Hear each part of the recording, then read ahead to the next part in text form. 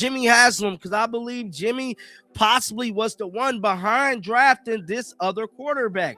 Now, with that being said, Todd Monken has made his apparent very clear. Shedeur Sanders reps, everybody else reps will not be affected with the acquirement of Taylor Green. Now, something else that has been dismissed by Andrew Berea is that they're getting rid of Dillon Gabriel. As we've spoken before, at any position, that doesn't mean equal reps. I mean, there has to be some form of a depth chart per se. Everybody has a chance to compete. They're not always going to get equal reps, if that makes sense. You know, it's what is a competition? Every guy that's in training camp, every guy that's part of a roster, the amount of reps they get. Jimmy Haslam is playing a dangerous game that could potentially blow up the entire Cleveland Browns quarterback room before the season even begins, and Todd Monken is finally starting to push back. There is something incredibly toxic happening inside that building right now, and it all stems from an owner who simply cannot stop playing general manager with someone else's career. When you have an owner allegedly overruling his head coach and offensive coordinator regarding who gets the reps, you aren't looking at a team. You're looking at a disaster waiting to happen. Cleveland is exactly one bad decision away from a complete organizational meltdown, and the most terrifying part is that the person making the decisions doesn't seem to understand the game as well as the people he's paying to run it. Do you honestly trust Jimmy Haslam to make the right call for this franchise, or is he currently the biggest threat to Shedeur Sanders' success? Stay locked in, because the full story of the civil war inside the Browns facility is finally starting to leak out, and it changes absolutely everything you thought you knew about this depth chart. To be ready for this moment. Yeah, see, Green's going to get some reps, but that doesn't mean he's getting the quality reps, okay? Right. That doesn't mean that he's competing for the starting job. Similarly, how Gabriel's not really in this either. Anyone that tells you that Taylor Green is coming in here competing for the starting job this year is being very disingenuous with you. They're gaslighting you. That's not what's going to happen. They're bringing him in. He's going to be an off-season arm. And then if they like what they see, they're going to keep him around. Andrew Berea said they like 3 quarterbacks on the active roster, 1 guy on the practice squad. Guess what? Taylor Green's going to be your practice squad quarterback. Your 3 on the active roster are the 3 guys they got now. Taylor Green is not a threat to Shedeur Sanders. Jimmy Haslam did not just draft another quarterback by accident. That move had a very specific, very calculated agenda hidden behind it. Somebody in the high-level executive offices wanted a safety net ready before Shedeur Sanders even threw his first professional pass in a Browns uniform. They wanted the door cracked open just enough to walk another name through it the moment things got difficult. Every single finger in that building points straight at the owner who signs the checks.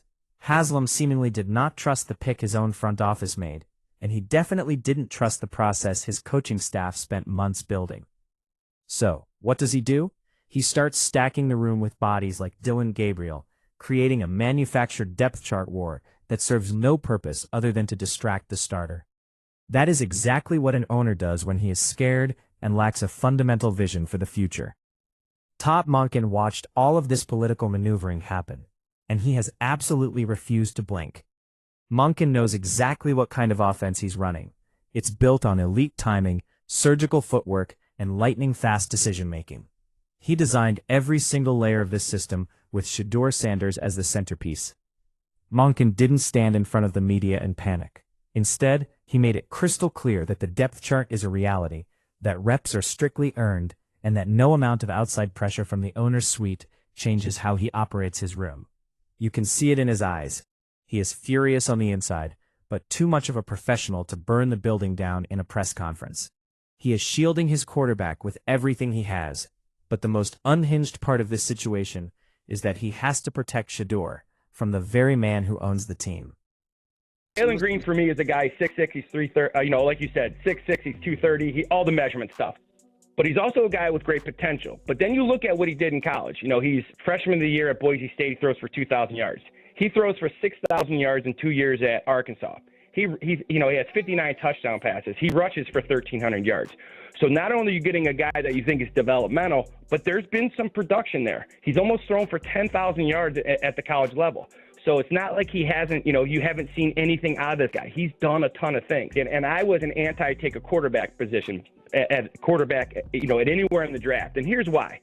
I thought Shedeur looked good enough where last year, and I thought his health and what he looked like in the first day of practice, and also with Deshaun Watson. Now, people lose their minds when you talk about, I sent out a tweet that Deshaun Watson looked good. I was referring to his health.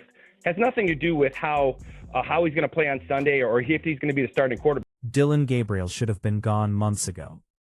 The internal decision to move on from him was reportedly made, acknowledged by the staff, and then suddenly, impossibly, reversed at the 11th hour. Nobody in that front office has given a straight, honest answer about why Gabriel is still breathing roster air. Andrew Berry dismissed the rumors like they were nothing, but in the NFL, nothing usually means a massive power struggle is happening behind closed doors. Haslam seemingly forced a quarterback nobody asked for back onto a roster that doesn't need the confusion. Gabriel doesn't fit this offense. Full stop. His size is wrong, his playstyle is a mismatch for Monken's vertical concepts, and he doesn't check a single box that this coaching staff values. This isn't a close call. It's a meddling owner playing with a football operation that was running perfectly fine without his fingerprints all over it. And if you want to understand why the locker room is starting to feel the friction, you have to look at the massive mentality gap between these two quarterbacks. While the front office was brewing in chaos, Shedeur Sanders was in the building every single day. He was grinding through the offseason, learning the nuances of the playbook, and building genuine chemistry with his receivers when the lights were off. Shedeur is treating this opportunity like his entire life depends on it. On the other hand, Dillon Gabriel was somewhere else entirely. He was busy with personal trips and acting completely unbothered, like a man who knew his roster spot was guaranteed regardless of how much effort he actually put in. One guy is treating this like a career, the other is treating it like a paid vacation. Jimmy Haslam keeping Gabriel on this roster isn't just a football mistake, it's a direct insult to the sacrifice Shedeur has made to be ready for Week 1. Now, let's talk about the smoke and mirrors involving Taylen Green. Anyone telling you that Green is coming in here to compete for the starting job is gaslighting you. It's simply not true. He's being brought in as an off-season arm to learn the system from the back of the room and eventually land on the practice squad. But unlike Gabriel, Green actually makes sense as a developmental piece. This is a guy who walked into Boise State as a freshman and immediately produced, then transferred to Arkansas and threw for 6,000 yards over 2 seasons with 59 touchdowns. He has the size, the arm, and most importantly, the right mentality for his role. Green elevates the room by being a high-potential, low-drama asset. He doesn't threaten the room, he adds value to it. The fact that Gabriel still holds a primary roster spot while a productive player like Green has to fight from the bottom is one of the most backward situations this franchise has ever created. And then there is the ghost of Deshaun Watson. There are still people trying to find encouraging news in Watson's health reports, but that is a chapter this franchise desperately needs to close and never reopen. Watson's presence in any conversation about this offense is a total distraction. His injury history is a documented disaster, and Shedeur Sanders has already shown more poise and potential in a broken system than Watson has shown in years. Shedeur survived a sabotaged environment under Kevin Stefanski last season, a coach who arguably pulled support and made a young quarterback look worse than he was. Shedeur came through that fire and proved he belongs. Watson surviving a few practice reps in shorts means absolutely nothing for the future of the Cleveland Browns. The future of this franchise has one name attached to it, and that name is Shedeur Sanders. Jimmy Haslam can draft every quarterback in the country, but it won't change the tactical reality that Todd Monken already knows. Shedeur is the starter, the leader, and the only name that gives this team a chance to compete in the AFC North. This organizational chaos only ends when ownership decides to get out of the way and let the football people do their jobs.